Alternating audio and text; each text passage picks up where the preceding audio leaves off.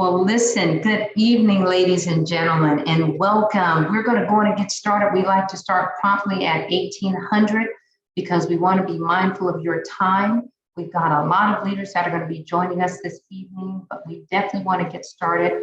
I am Lieutenant Colonel Clydelia Pritchard Allen. Usually you'll see my twin sister, Colonel Clydea Pritchard Brown. But as you all know from the last meeting, as she said farewell, that was her last time as the brigade commander. And so this week, she's in the seat out at AMC as the new XO for the DCG, Lieutenant General Walker, or General Walker. And so she definitely hates missing this evening, but she knows that she's got a team that's here to support what she's doing and what she and I and the CASCOM FMMP team are doing. So we thank you for joining us this evening. We look forward to, we know this is going to be an evening of exciting information. We have two amazing trailblazers that are with us this evening, and I'm excited to even introduce them. But I want you to sit back. If you haven't sent this link to other friends, please do so. We are going to have quite a few people on this evening. They're going to be tag teaming and actually pulling people into their rooms to listen. I've already gotten the heads up that some are going to be signed in as one person with a room full of 30 or 40 people in there. So without further ado, what I'd like to do now is introduce our two panel leaders this evening. Actually, before that, we'd like to always open up before we do anything with a moment of prayer. And so I'm going to turn it over to our prayer leader. Mari, we said we have who praying this evening? Mary Tan, ma'am. Mary Tan will take the prayer. Outstanding. Well, Mary, it is on you. Mary. Thank you, ma'am. Lord, I pray that you assist us to always remember that you are the creator of life and help us to recognize the plans that you have set for everyone. Open our eyes, ears, and heart and guide us toward accepting peace within ourselves and within each other. Father, we ask that you show us encouragement and strengthen the love for all of the life that you've created and encourage others to live their lives in a beautiful acceptance of who they were created to be. We praise for you and your unconditional love as we continue our journey through life. We are abundantly blessed that you have set a purpose for all of us and guide us towards peace. In Jesus' name we pray, amen. Amen. Amen. Thank you so much for that. So ladies and gentlemen, this evening we have as I mentioned, two amazing leaders who have chosen to spend their time with us tonight just to share just a little bit about their military career and what they have experienced in the military. Some good, some not so good, but this is an evening where we want them to be able to share with us. And so as you all saw, when we sent out the invitation, we sent out bios, but I want you to see the specific topic that we're sharing with tonight. This month is a month of Pride Month. And so we celebrate those of our sisters and brothers who are in the LGBTQ community. And we wanted to be able to take a moment to actually celebrate them this evening.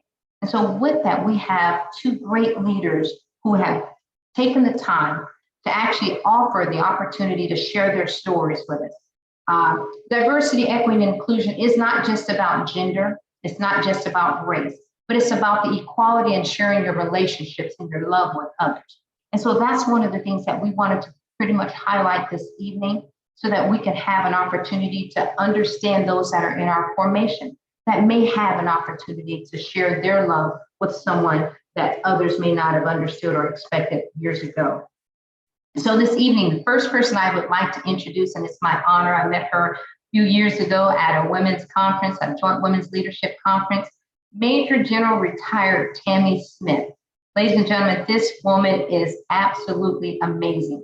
And when I say a trailblazer, she is absolutely a trailblazer.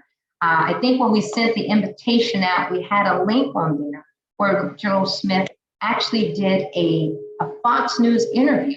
And on that interview, she shared some really moving stories about what she dealt with as she was coming up in the ranks, what she had to hide when she was coming up in the ranks, and what she had to endure.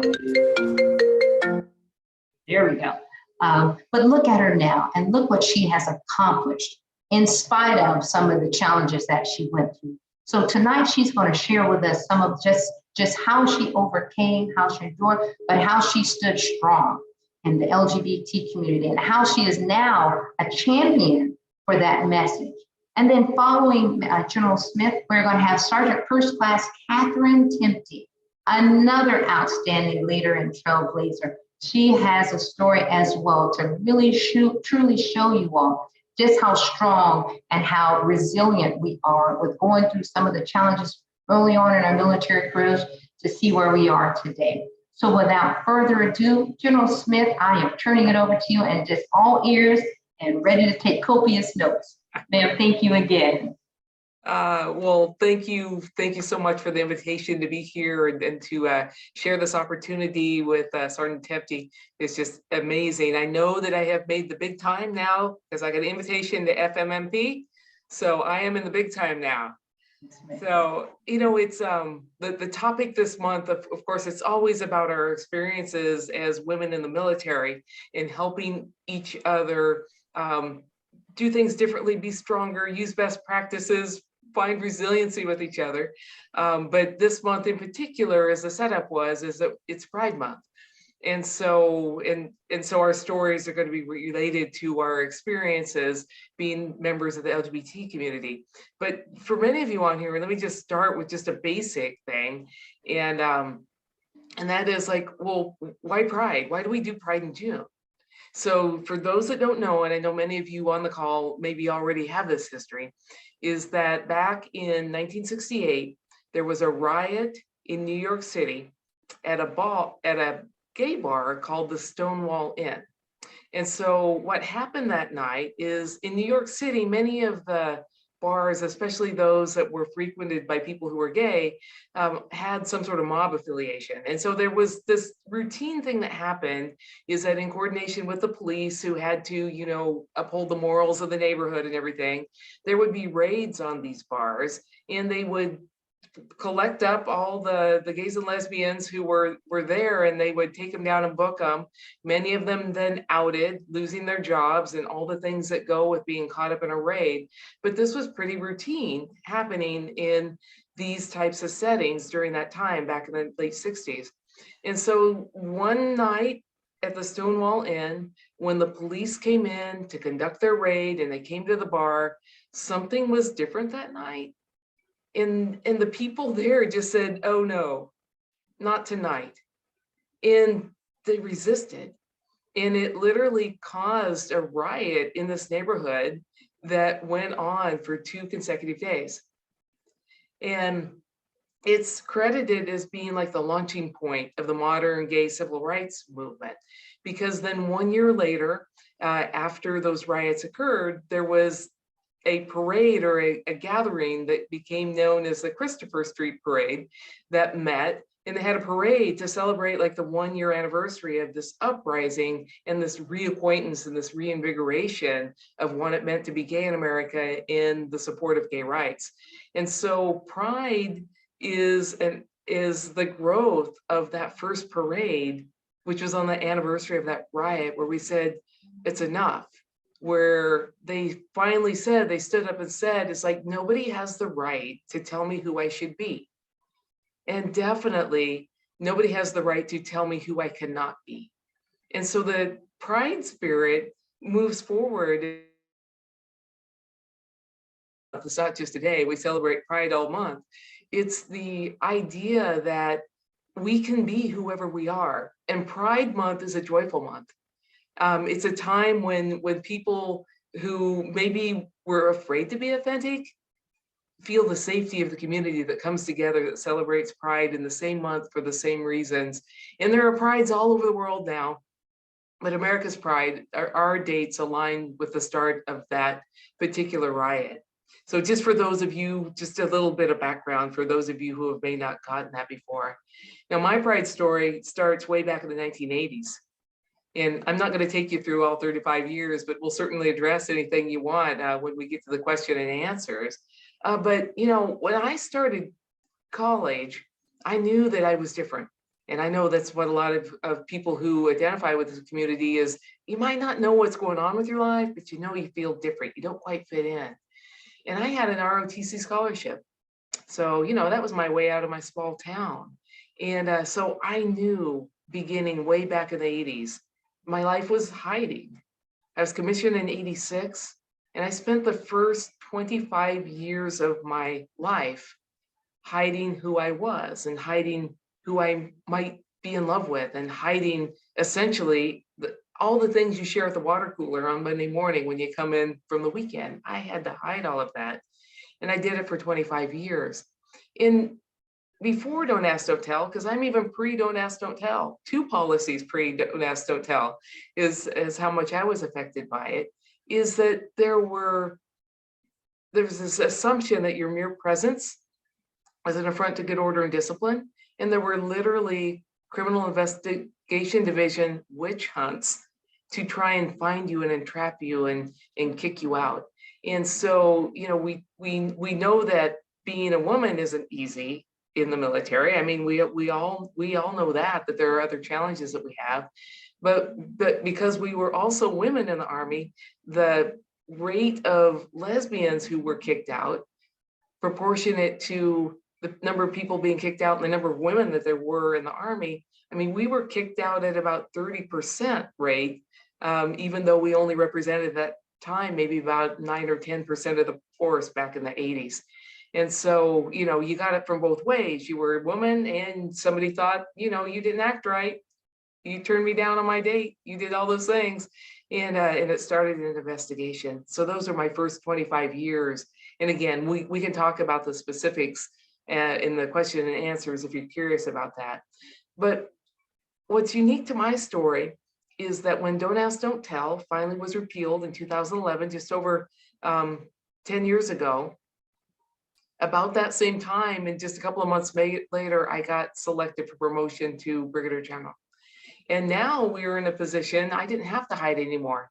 CID wasn't going to come and knock on my door, and I wasn't going to be investigated, and I wasn't going to be kicked out because I was married now at this point. After repeal, I was able to get married, and Tracy, who had been my partner for several years prior to that, we got married. And so I was in this position that I was going to be elevated to Brigadier General, and nobody else had done this yet. And so I literally had this choice, because we all make a choice about whether or not we share our lives and what we do with our sharing. But my thought at that time, and it was a lot scarier than this, I make it sound easy now. And again, I look forward to your questions. It was kind of like, you know, if a brigadier, it's like I said in the Fox News interview, if a Brigadier General can't be who they are and have their spouse with them and be authentic, what chance does a sergeant have, or what chance does a lieutenant have? And my choice to come out and to present my family as it authentically was, to me, was an act of leadership. It wasn't about activism. It wasn't about coming out. It wasn't about the Pride Parade. It was about, I'm a leader. I'm not ashamed of my family. I don't want other couples like me to be ashamed of their families. And so for me, it was a leadership thing to do, to come out. So I think I've used about those first 10 minutes. I know that we'll have plenty of time for questions, but I hope I planted a couple of seeds for food for thought in there. And I will turn it over then to Sergeant First Class Temte. Absolutely. Thank you so much, ma'am. Sergeant Temte? Yes, ma'am. Good evening, everyone. My name is Sergeant First Class Catherine Temte. You can call me Kat. I joined the Army in 1995. I was a senior in high school, and I did a couple years in the reserves. In '98, I went active, and probably the best choice I made to go active duty. I knew from a very early age growing up that I was different. So in my own personal life, I didn't have a lot of representation or people around me who felt like me, which in its own way is isolating. But when I joined the Army, for me, it was about being a soldier first and taking care of my personal life kind of secondary, if you will. Again, I didn't have a lot of representation, and I knew I couldn't speak freely about my feelings. Although that was very challenging, my peer group, you know, once I felt comfortable with my peers in my unit, and I had my battle buddies, obviously we would talk about things and they were cool with it. I never discussed my private life or anything with anybody for a very, very, very long time. But in the back of my mind,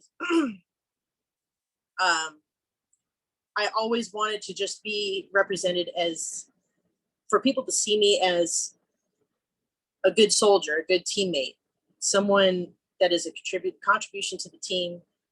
And primarily, no matter what people may have thought about me in their own minds, I was always that good soldier. I was always that good NCO. So it wasn't like, oh, she's a gay NCO, or we think this about her. It was my performance and my connection with the soldiers and leaders that really spoke volumes over anything that they could have thought in their own personal minds. I'm sure there was discussions, and those don't really bother me, right?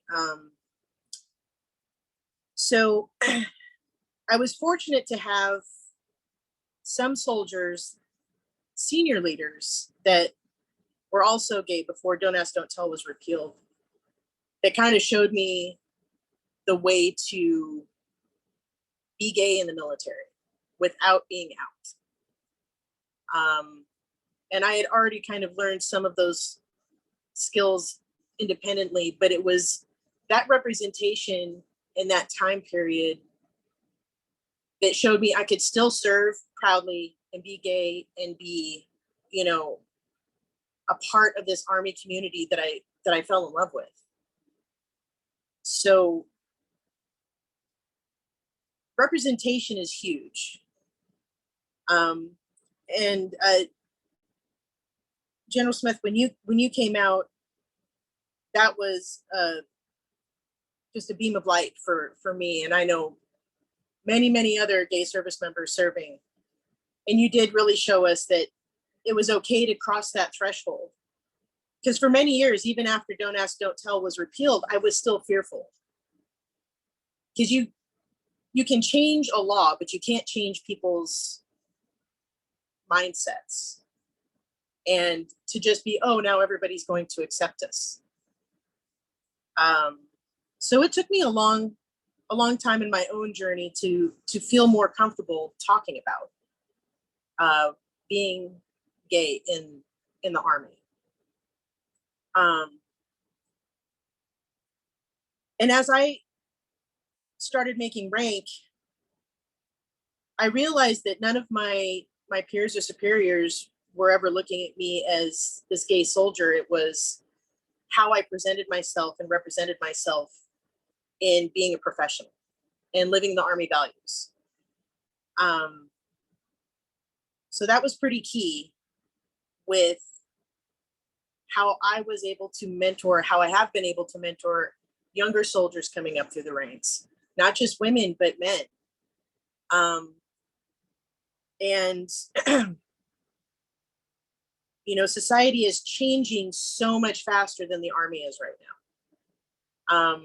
I remember if I ever talked about anything that I was doing on the personal side, I had to use a pronoun game, or just flat out lie about hanging out with a he. I'd be like a them, they kind of thing. But now we're in a society where those are actually pronouns that people want to be called. And the Army doesn't necessarily, and the military in general, hasn't gotten to that point to where it's in some regulation or it's supported by something in black and white where that is common. It comes down to those groups of people, your battle buddies and the ones that you trust, that will call you what you want to be called. Because when you're in uniform, you're going to be a soldier. And until there is total inclusion, unfortunately, some of those games still have to be played.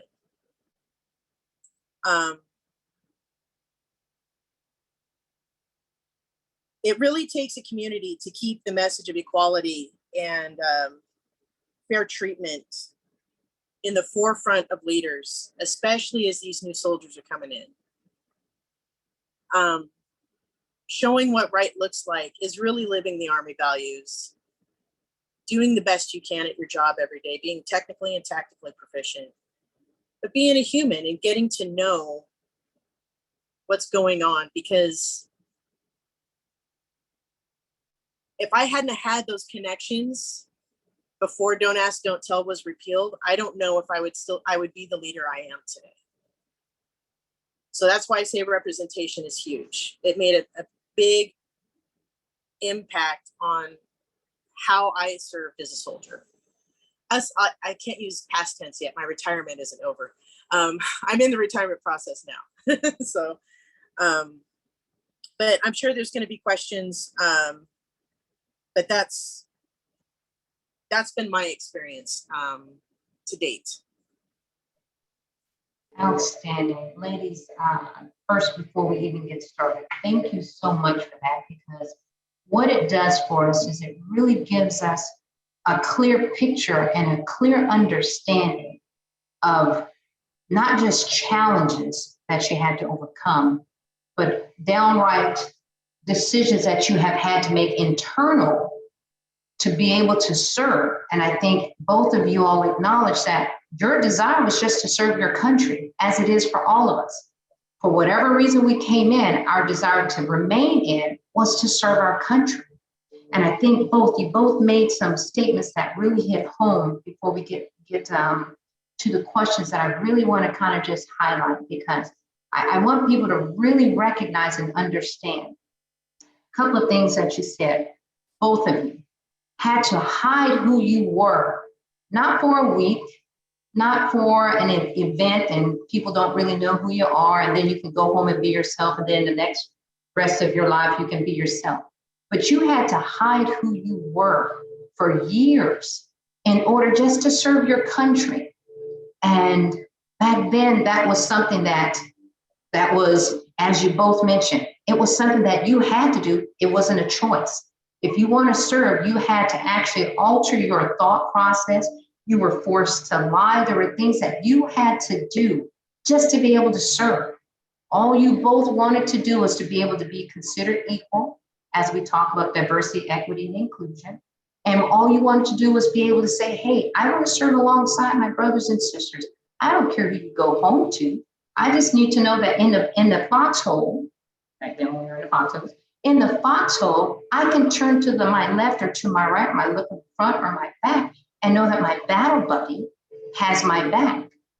And so just to hear what you all have had to deal with back then, it moves me, because there were challenges that you endured that some are still enduring. And I think, Sergeant Temte, you mentioned it before, just because they put a policy out doesn't mean that, okay, it's in writing, so everybody's mindset's going to change. We know that's not the truth. We know that there's still, as we see today in 2022, there's still some challenges going on. There's still some acceptances that we're trying to get people to understand. That's why it's so that the People First Task Force is so important.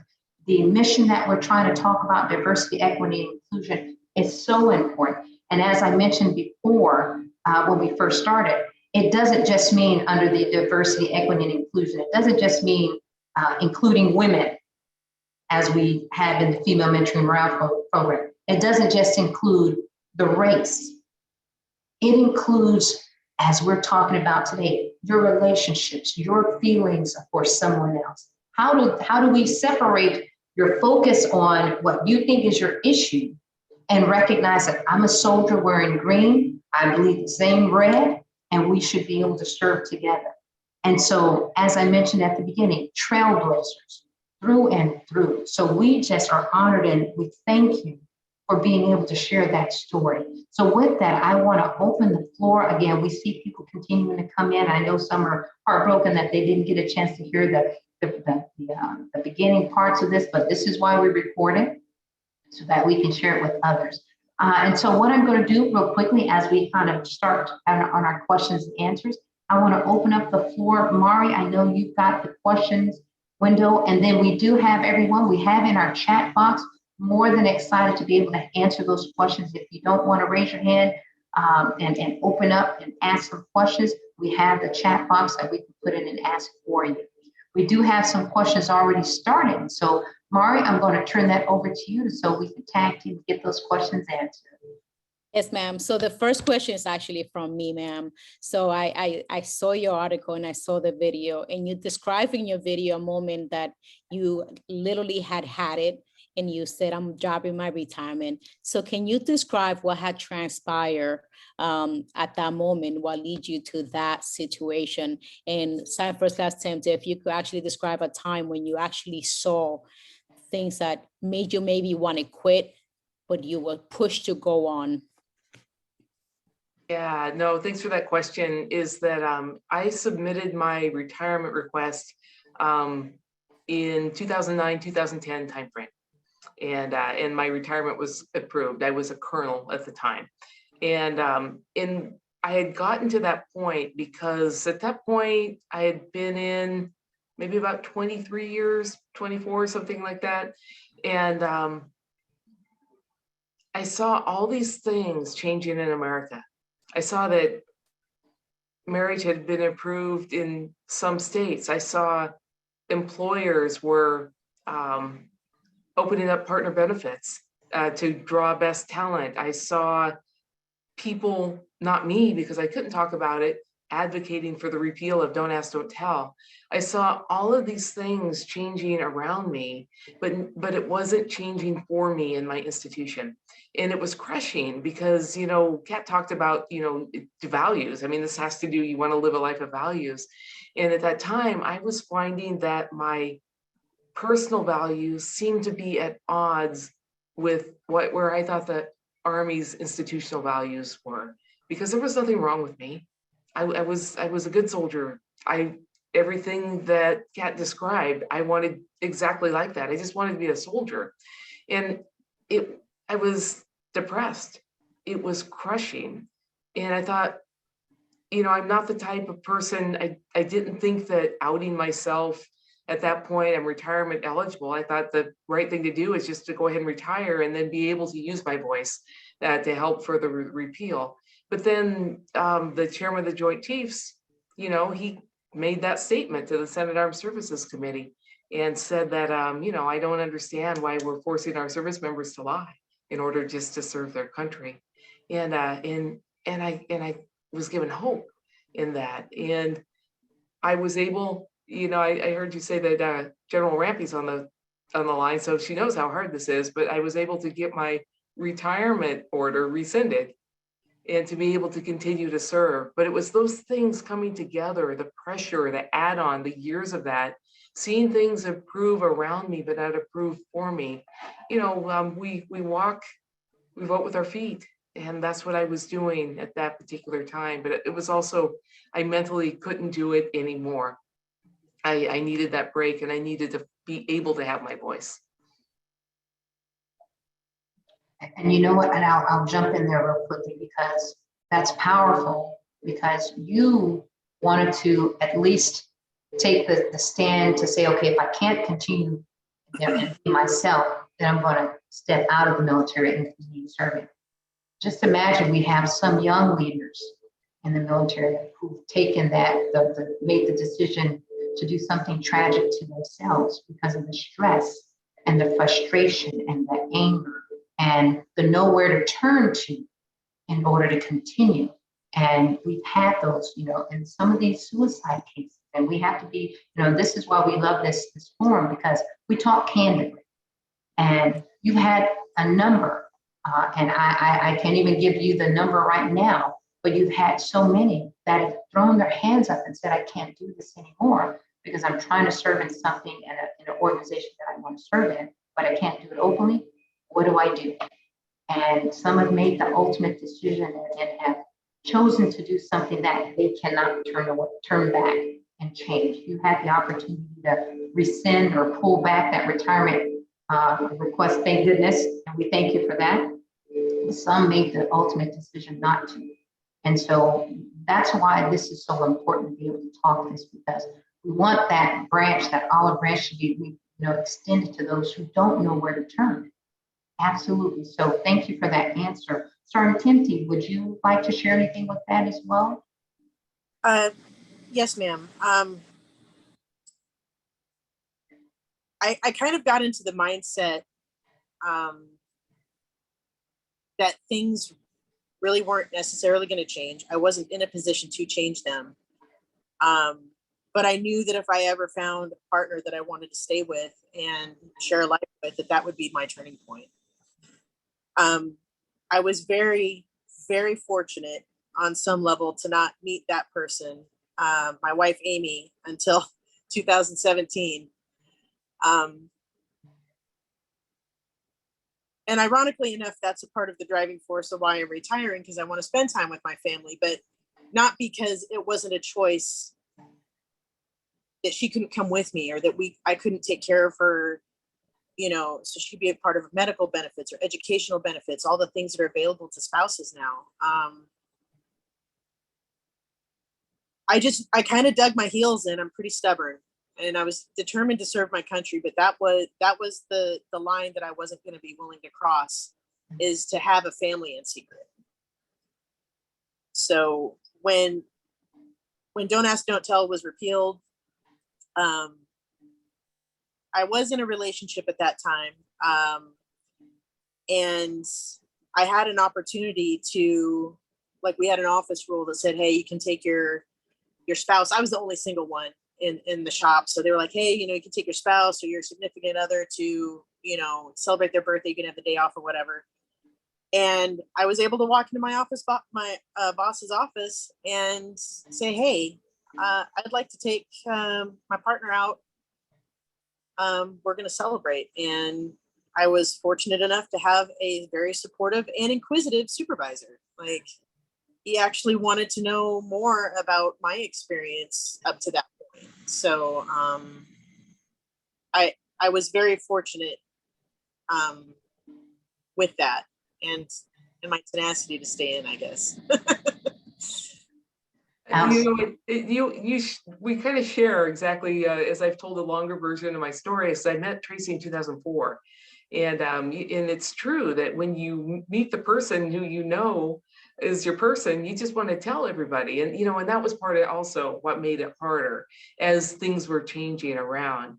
And the question often comes up, and especially 10 years ago, we've come so far in 10 years, but just like, well, why do people need to talk about it? Why does anybody need to know about your sexuality?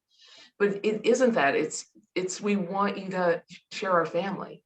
And Yes. in knowing our family structure, then by default, you're going to know our orientation. But it isn't that we really necessarily need you to know about our orientation, but I want everybody to meet Tracy. And so we approached it, we're a military family that happened to be gay, not a gay family that happened to be military. Oh, that's powerful. That's absolutely powerful, because that makes a difference. Anyone wants to share their other part of their life. They want to be able to express freely. And so that opportunity to do that is probably one of the biggest weights that was lifted off of your shoulders. And as you mentioned, General Smith, you mentioned, and then Sergeant Temte, you came right behind. This wasn't just for you all. This was a step that you took because you were concerned about your junior soldiers. You were concerned about those in your same position. And as we've talked about some of our other meetings, where we've talked about how people who have been in situations where they have been sexually harassed and actually fought, or people who have been in situations who have been abused and actually came out and shared their story.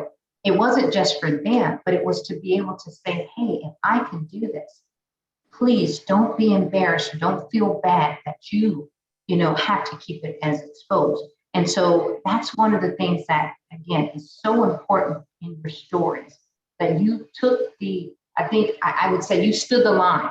You took all the blows and the brunts for those coming behind you to say, okay, wow, it's not as hard. And Sergeant Temte, you shared with her as we were getting started.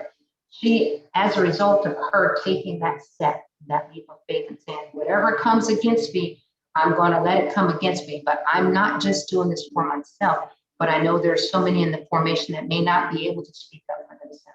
And General Smith, as you mentioned, for those who are just coming on, you said, as a one-star general, if you were having challenges, then just imagine the junior soldiers and your junior officers and your junior warrant officers who couldn't speak up or who wouldn't have that same level of honor and respect because of your rank. What would they be going through? So absolutely, both of you, thank you so much for that answer to those. Mari, I think we have another question. Yes, ma'am. So I know, ma'am, you mentioned that General Ramsey is on the line and she did have a question in the chat room. Ma'am, if you could please ask your question. Sure. Good to see you, General Smith, and thanks again to Sergeant First Class Temte. So first, I said, thanks for your courage and transparency. Even though you're saying there's been a number of years, I still know that, why is it that you have to explain yourself and tell the story?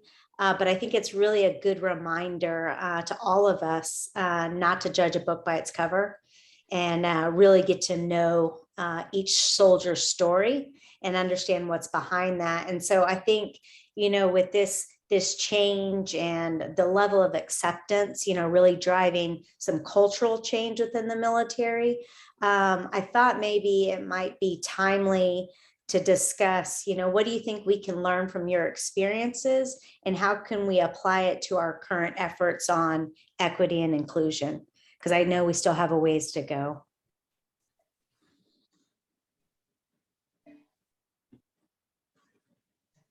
We'll start out with Sergeant Temte. What do you think?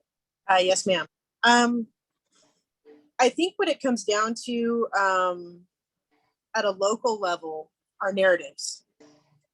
The first thing before anybody figured out I was gay, or if I chose to share that with someone, was the narrative about being a female in the military and the things that I needed to do to be bigger, better, faster, stronger, and the competition that I would have with my male counterparts.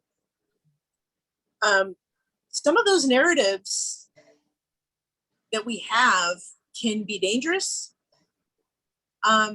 So I think what I would encourage is a positive and healthy narrative as we are including a very diverse population that's already serving, and then the ones that are joining.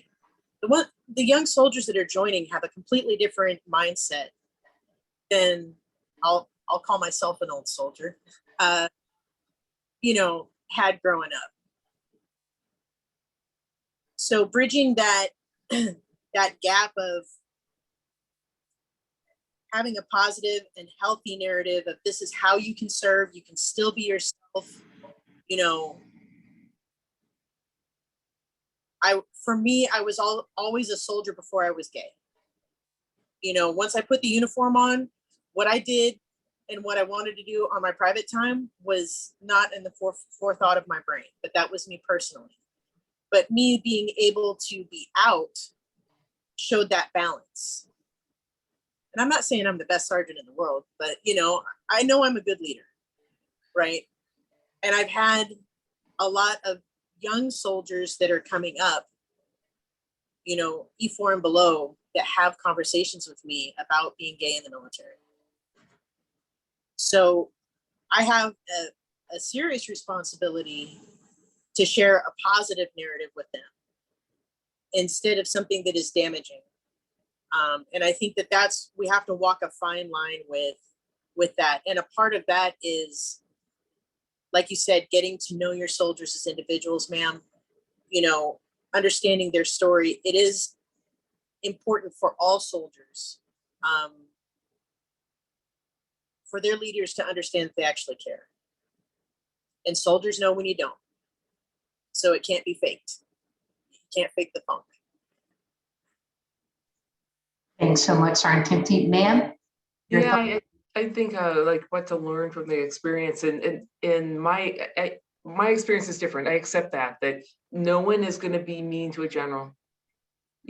So I know that my timing of my coming out and some of my experiences are completely different than a soldier living in the barracks or a soldier trying to get through drill sergeant school or something like that. So I know that, but I think on like a more macro, what we can learn from this is just the recognition that, you know, we turn over what, about 68,000 soldiers a year we recruit, and they come from wherever they come from.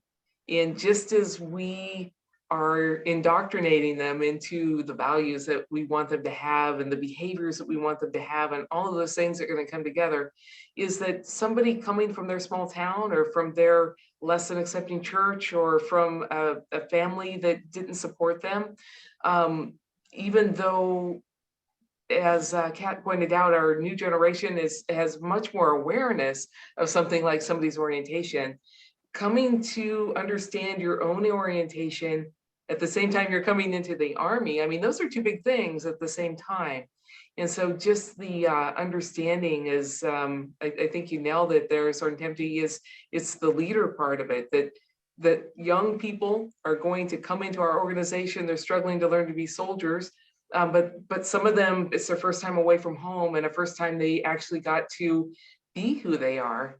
And that we just have to recognize that we're never done, that this part of our leadership is ongoing for as long as we have this turnover that we have in our Army. Outstanding. And I'll share just a caveat to both of y'all, because those are absolutely exceptional answers. As a former a recruiting battalion commander, I used to talk with recruits coming in, and I just have a great, relaxing conversation with them. And one of the things that was a concern for, and this wasn't specifically speaking about that, but if you don't see who looks like you or who acts like you or who has the same kind of mindset as you, it's harder to feel comfortable coming into an organization. And I think General Rampy's question is spot on as far as what we can learn today. Well, one of the things that we can learn today is young people are looking for people who look like them, just like we used to say in the military.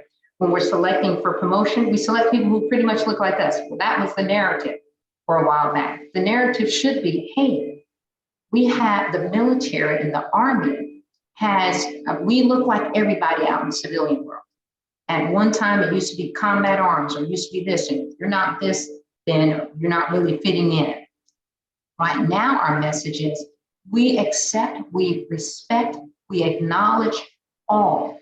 We want you to come in, and your mindset should be to serve your country. Again, like we said, we're not going to your house to see what you're doing. We're not trying. We want to know, are you committed? Do you honor this flag?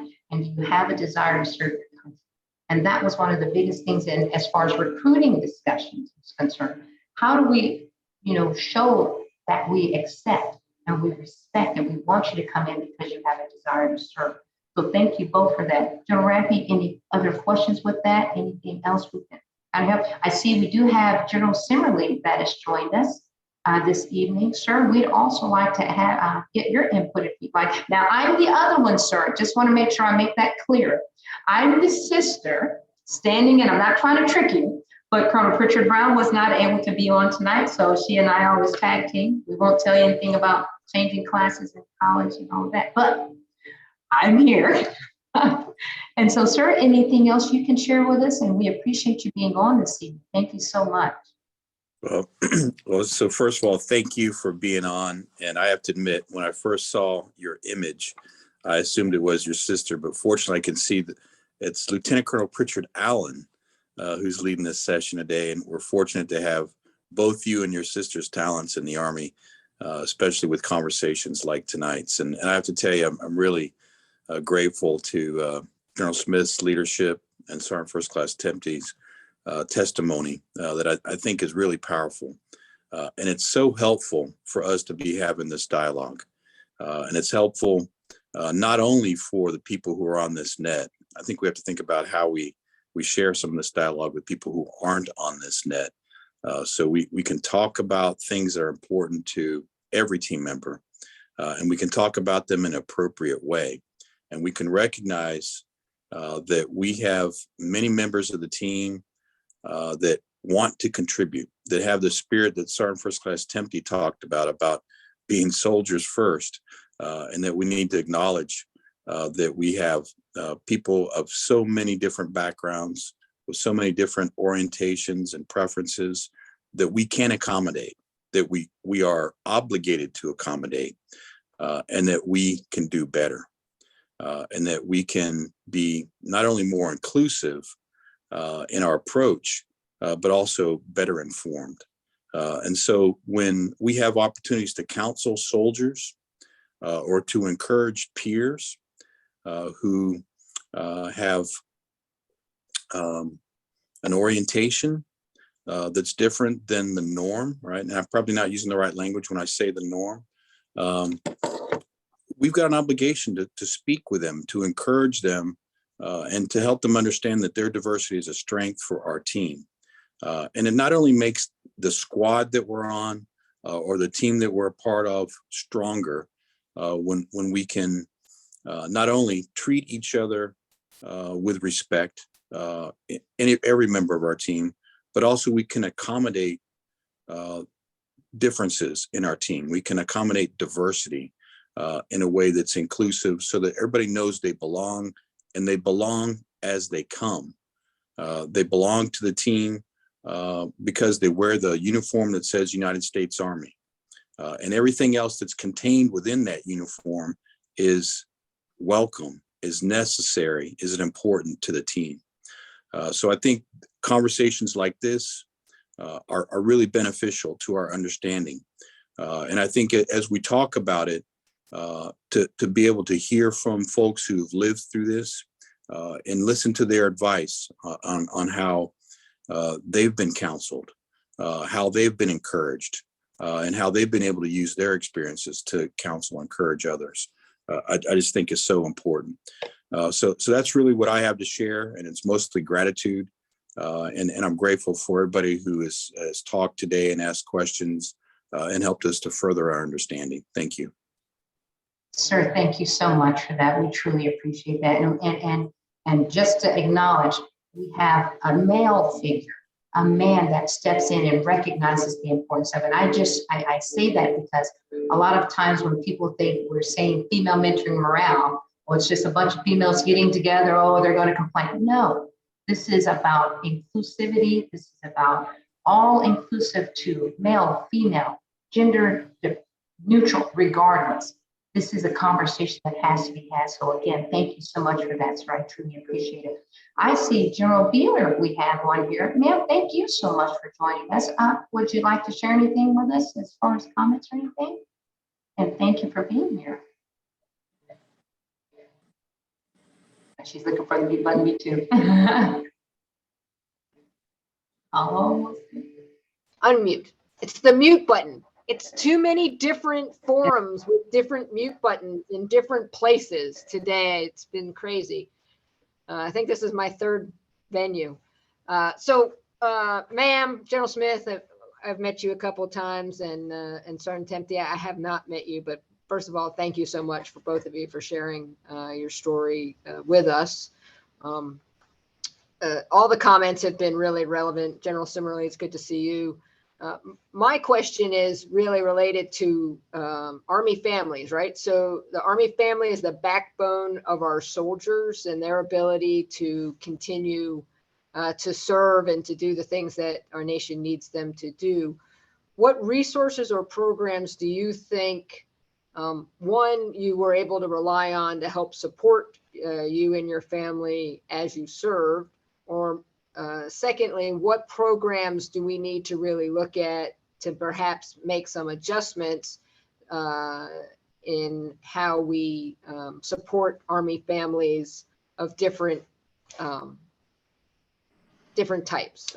I had the great pleasure of serving with my last Command Sergeant Major at the MIC was Command Sergeant Major Chantel Senadias, the senior most 56 Mike, which is our chaplain's religious affairs specialist. And so her and her partner, her spouse, was also a sergeant major in the Army, and they were absolutely fabulous folks to work with. But in terms of, as we continue to make sure we're supporting Army families, do you have any advice for us in that space? Thanks. Yeah, the more daycare for everyone. There we go.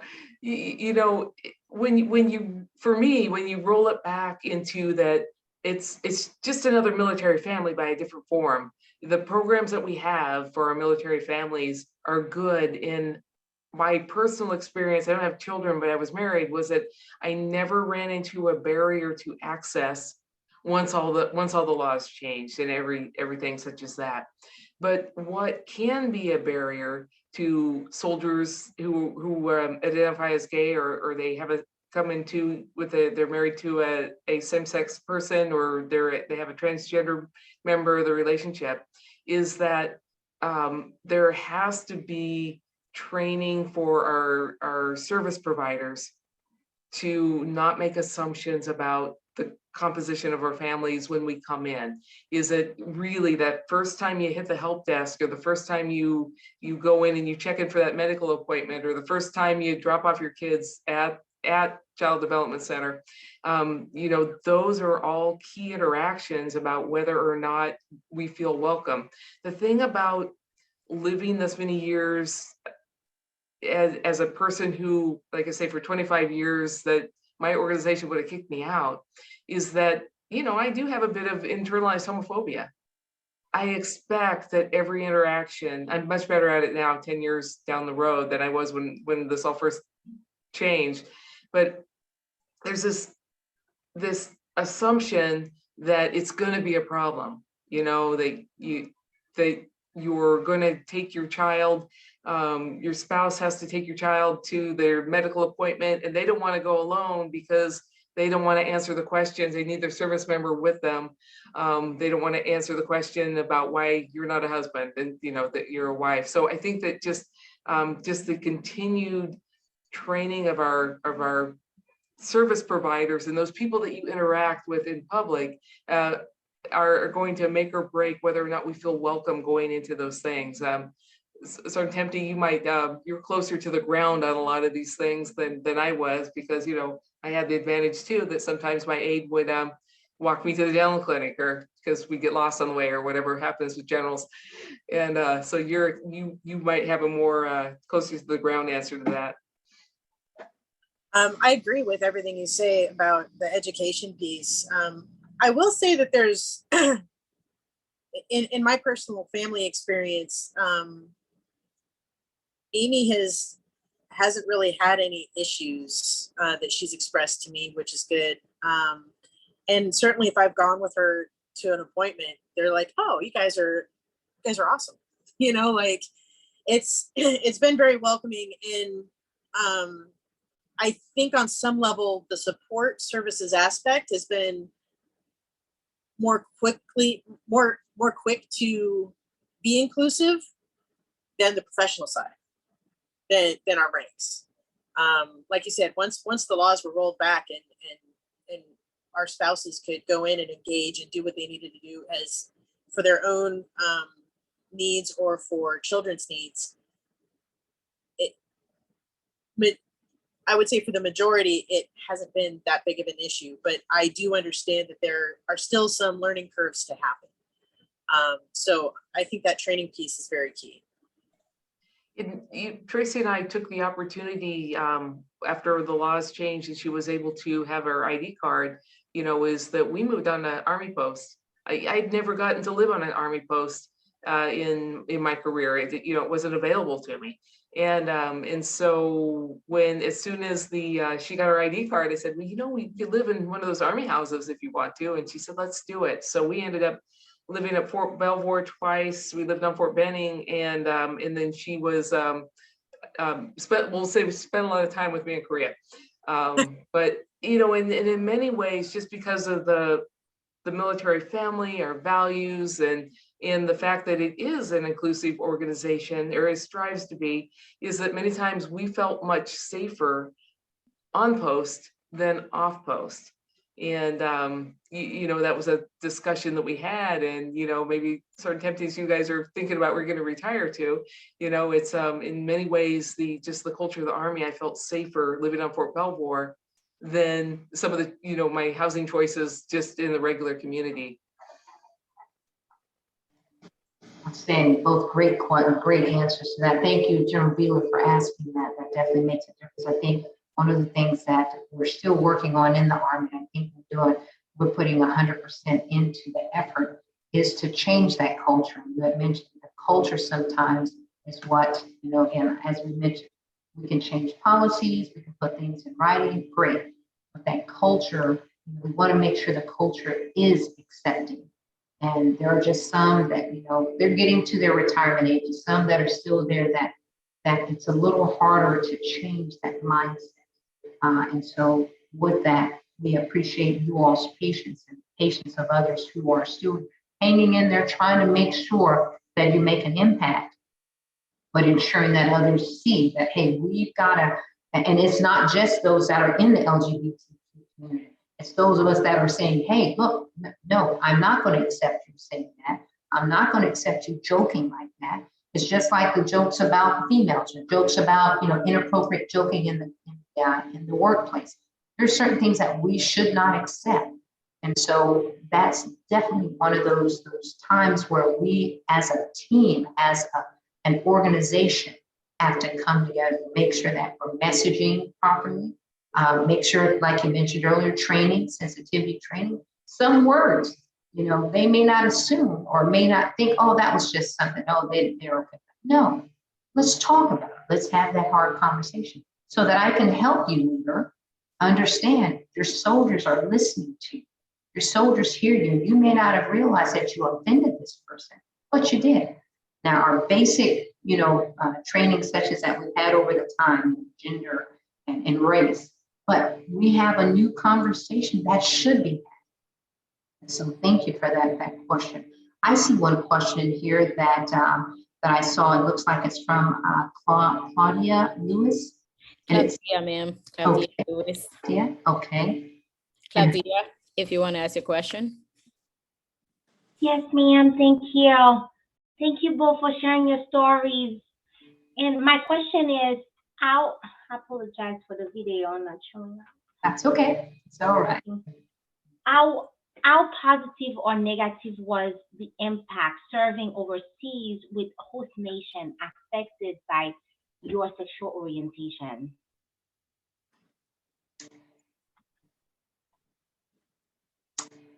I'll go ahead and jump into that first, if that's all right. It's my experience. My first experience was my first assignment in Panama. And as Sergeant First Class Temte talked about, you had your folks that you hung out with in the gay and lesbian community. I thought of them as like our off the grid friends.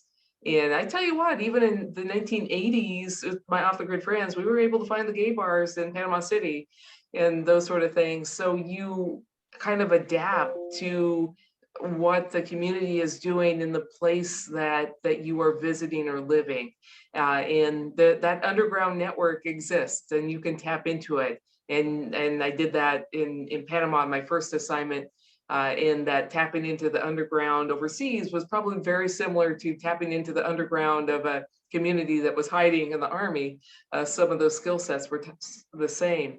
But I did have an opportunity when I served in the 8th Army headquarters. I was the Deputy Commanding General for Sustainment. And in what helped me in that assignment is that my commander, General Vandal, and the USFK commander, General Brooks, were just so accepting of the fact that Tracy was my wife. There was never, ever any thought, I never got ever this energy or anything that said Tracy's not welcome in anything. And so I think that just by her being present there and things that like my promotion ceremony and some things that were very public to the Korean military, is that we had the opportunity to passively educate people who might not otherwise have come in contact with a gay couple knowingly. We had an opportunity for them to actually know and talk to somebody. So we realized that as we were doing this, especially at the Brigadier General level, very visible, that in a way we were a bit of ambassadors for the LGBT community in Korea. But we never got any indication at all from our chain of command that we shouldn't be just exactly who we were. Sergeant Temte, you want to join in on that answer? That's So powerful. um, I've had opportunities overseas. My first assignment was actually my second duty station in the early 2000s in Germany. And I found comfort in, it was really just other gay and lesbian soldiers that I had gotten to know. Even in Korea, I was there. Oh my goodness, I can't even remember when I was there. My Army career. So I was there a couple duty assignments ago. It was like 2016 to 2018. I worked with a lot of local like DACs. I was I was in the contracting brigade there, so they had a large Korean force that worked for us and worked with us, I should say. And I never wanted to bridge the personal life aspect with them because I was very fearful about offending their cultural aspect on, you know, relationships and traditions and stuff like that. So I kind of took more of a passive role in communities and not being out, even though it was okay to be out in America, but interacting with locals, I was always very conservative with my views until I got to know them, and if they wanted to ask questions and I felt comfortable. I don't know if if it was harmful or helpful, if I wasn't more, you know, visible. But I was always very respectful of what the different cultures I interacted with may feel about it. And they always got to know me first as a person, and that's what we are, people first. So, not to coin that phrase, but Well, yeah, and it's like because we all know as women, like all eyes on us all the time. I mean, and it is the same when somebody then knows that you're a member of the LGBT community. And again, back to Korea, is that I would be at an event and I would have the katusas, oftentimes the young Korean conscripts who were assigned with the American Army, and when one would come by the event to meet me, and they would just kind of lead in and just say, thank you for being in support of LGBT. And I knew that they were telling me that they were. And just seeing that, I can remember being at a dinner with a 3-star and a retired 3-star from the Korean Army. And you're, you know, just one of these dinner conversations like at a dining out or something. And Tracy was with me, and I was chatting with Tracy, I was chatting with him, and he's like, so who is she to you? And I said, well, she's my wife. We're married. And there was this long silence. And because I'm American, you know, I had to fill in the blank. And I said, but it's legal in America. And he just said, he goes, oh, it's just that I have never met a married couple before, meaning married same-sex couple before. He turned and he said something to his wife, and his wife looked at us and she went, oh, and then invited us to dinner and asked, have you ever had dinner in a Korean home? So, you know, like I say, there's just these, you're there, your eyes are on, you know, you will make your own judgment call when somebody asks you a question about how honest you're going to be in that. And a lot of that is judged by how safe you feel with the answer to that question. But just you, just like being a woman in the military, you know, eyes are on you, and this is the same often for couples who are out. Outstanding, outstanding. Well, listen, we have even hit that time, and this is amazing. Thank you so much, ladies. Now, what I'm going to do is we usually end it right at that hour time frame, but we keep it open for an additional 30 minutes for those who want to stay on with us. But before, if people, because I know we again get great feedback and have so many that like to stay on, but I want to publicly and make sure that I do this before people start pulling off if they have to go. I want to thank you both on behalf of Colonel Pritchard Brown, on behalf of the entire PASCOM community, General Simmerly, the entire team here. We are truly honored and humbled that you took the time this evening to speak with us. I know it wasn't easy, but I know you're excited to share this because you know that it impacts so many people. We have some leaders here that have joined us. I've actually was getting texts saying, I've got this many people on sitting with me. I've got this many. And so thank you guys. They said, hey, don't say anything, but I just want to at least acknowledge, thank you all. They've got rooms full of people sitting in, listening in on this call. So thank you so much. We have Chief Yolanda Dixon Carter, who's joined us. Chief, before we end this, I wanted to open the floor up to you if there's anything. She is the Chief of Staff's MA. Is there anything you'd like to share with us? Good afternoon, or good evening to each and every one of you. I'd simply appreciate the conversation. General Smith, Sergeant Temte, thank you so much. I was typing in the comments when Lieutenant Colonel Pritchard Allen called on me just to say thank you for your candid discussion, your transparency.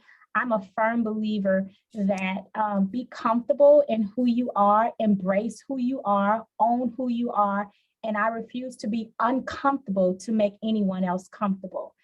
So again, thank you for being with us on this evening. Time well spent, education matters, narrative matters, and again, I just can't thank you enough. Thanks so much, Chief. I appreciate that. So we are going to leave the floor open, but again, thank you again on behalf of this entire family, and I call it family because we have just built this family and this network of leaders. Now, one of the things that we always do as we get ready to leave out, we have young leaders that are on here. Again, I've got some that have cadets on here. One of the things that we like to do is as these leaders leave out, we like to provide our information. So if you all are okay with it, we'll provide at least a link where they can get in touch with us to get in touch with you. Because there may be some questions that may not have been asked tonight, but we still open the floor because we want no question unanswered. And so team, family, if there are any questions that you have, please send them to us. Even if we don't put them in the chat, please send them to us because we want questions answered on your behalf so that you can walk away from this meeting knowing that there's inclusivity here, there's a team here, and then if there's someone that we need you to reach out to or you need to reach out, please know that we're here to do that for you. Mari, before we close out, anything else that I can share with you or you want to share something? So before we close the show, I just want to make sure that you guys understand how thankful we are for your candid recount of the events.